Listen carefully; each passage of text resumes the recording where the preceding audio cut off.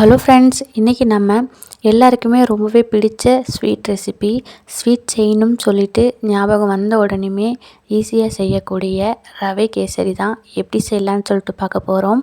அதுக்கு stove on பண்ணி ஒரு வானல் வச்சுக்கலாம். ஒரு 3 டேபிள் ஸ்பூன் போல் நெய் ஊற்றிக்கிறேன். நெய் நல்லா சூடானதுக்கப்புறம் ஒரு கைப்பிடி அளவுக்கு முந்திரி பருப்பு எடுத்து உள்ளே போட்டுக்கலாம். முந்திரி பருப்பு ஓரளவுக்கு லைட்டாக சிவக்க ஆரம்பித்த உடனேயும் ஒரு கையளவுக்கு உலர் திராட்சை அதையும் சேர்த்துக்கலாம். உலர் திராட்சையும் முந்திரி பருப்பும் நல்லா வறுத்து வரணும். உலர் திராட்சை எல்லாமே நல்லா பலூன் மாதிரி நல்லா உப்பி வரணும். இந்த மாதிரி வந்ததுக்கப்புறம் நம்ம எல்லாத்தையும் எடுத்து வெளியில் வச்சிடலாம்.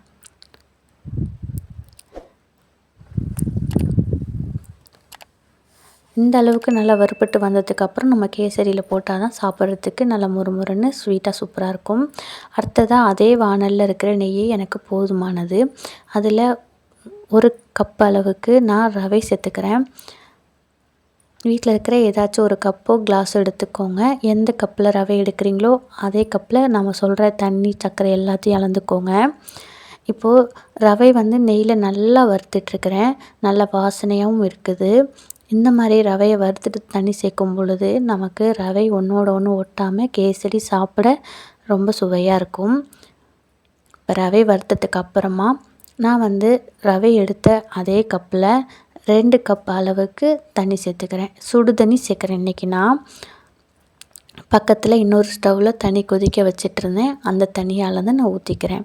இந்த மாதிரி நம்ம சுடு தண்ணி சேர்த்து செய்யும் பொழுது நமக்கு வேலையும் ஈஸியாக முடிஞ்சிடும். பச்சை தண்ணி ஊற்றிடக்கூடாது. பச்சை தண்ணி ஊற்றிட்டோம் அப்படின்னா ரவை கொழப்பு கொடுத்துரும். தண்ணி சேர்த்ததுக்கு அப்புறம் சிம்மில் வச்சுக்கோங்க அடுப்பை. இதுக்கப்புறம் செஞ்சு முடிக்கிற வரைக்கும் சிம்மிலே வச்சுக்கோங்க. இப்போ இதை நல்லா மிக்ஸ் பண்ணி கொடுத்துட்டே இருங்க. கட்டி பிடிக்காமல் பார்த்துக்கணும். ஏன்னா நம்ம தண்ணி சேர்த்த உடனேயுமே ரவா எல்லா தண்ணியும் உரிய ஆரம்பிச்சிட்டு நல்லா வேக ஆரம்பிச்சிடும். அதனால் கிண்டி கொடுக்காமல் விட்டோம் அப்படின்னா அங்கங்கே சின்ன சின்ன கட்டியாகவோ இல்லைன்னா அடி பிடிக்கவோ ஆரம்பிச்சிடும். இப்போ பாருங்கள், எனக்கு தண்ணியெல்லாம் உறிஞ்சிட்டு நல்லா ரவை வெந்து வந்துடுச்சு. இந்த ஸ்டேஜில் நம்ம சர்க்கரை சேர்த்துக்கலாம். ரவை எவ்வளோ எடுத்தோமோ அதே ஈக்குவல் அளவுக்கு நான் சர்க்கரையும் சேர்த்துக்கிறேன். 1 கிளாஸ் ரவைக்கு 1 கிளாஸ் சர்க்கரை. 3/4 கிளாஸ்லேருந்து 1 கிளாஸ் அளவுக்கு கரெக்டாக இருக்கும். நம்மளுடைய இனிப்புக்கு ஏற்ற மாதிரி அட்ஜஸ்ட் பண்ணிக்கலாம். இது நல்லா இனிப்பாகவே இருக்கும் இந்த கேசரி. கம்மியாக சாப்பிட்ற மாதிரி இருந்தால் இன்னும் கொஞ்சம் கூட கம்மி பண்ணிக்கோங்க. இப்போ சர்க்கரை சேர்த்ததுக்கப்புறம் இது நல்லா உருகிட்டு இந்த மாதிரி கொஞ்சம் தண்ணி கொடுக்குற மாதிரி இருக்கும். இது அப்படியே மிக்ஸ் பண்ணி கொடுத்துட்டே இருக்கலாம் கட்டி இல்லாமல்.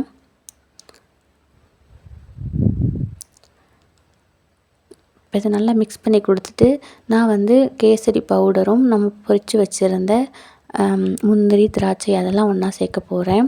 நமக்கு என்ன கலர் பவுட்ரு விருப்பமோ அதை சேர்த்துக்கலாம். இன்றைக்கி நான் ஆரஞ்சு கலர் கொடுக்க போகிறேன்.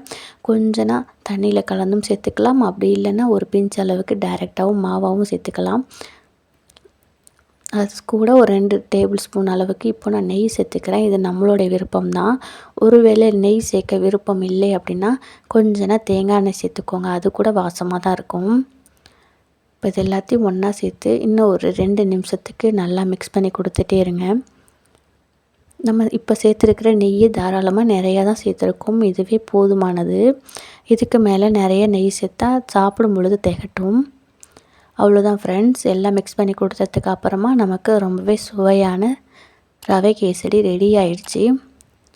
கண்டிப்பாக நீங்கள் இதை ட்ரை பண்ணி பார்த்துட்டு டேஸ்ட் எப்படி இருக்குன்னு சொல்லுங்கள். தேங்க்யூ ஃபார் வாட்சிங்.